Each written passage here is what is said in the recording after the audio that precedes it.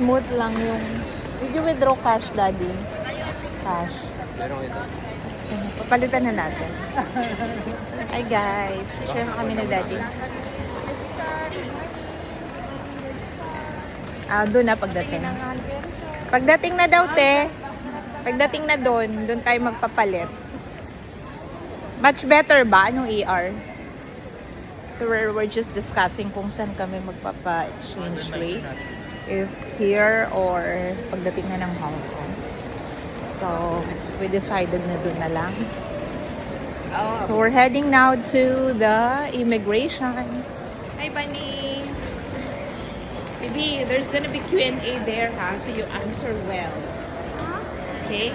You know how to answer questions by the immigration officer? You know how to do it?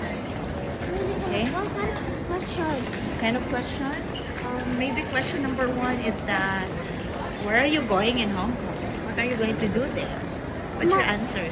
I'm gonna eat all the food and then go in Macau. Okay, pasyal-pasyal. Alright. So yan, praktisado na yung baby namin. So yan, medyo puno yung immigration. You have to answer, baby. If the immigration officer will ask a question, you have to answer. Why? Are you afraid? Just be yourself. I don't want. How about si Kuya? Are you ready to answer the immigration officer question? Picture tayo, Kuya. Reference number file kabisado. Na-memorize pala ni Kuya kahit reference number daw kabisado ko. Yan ang Parsai student namin. Kabisado lahat. Okay.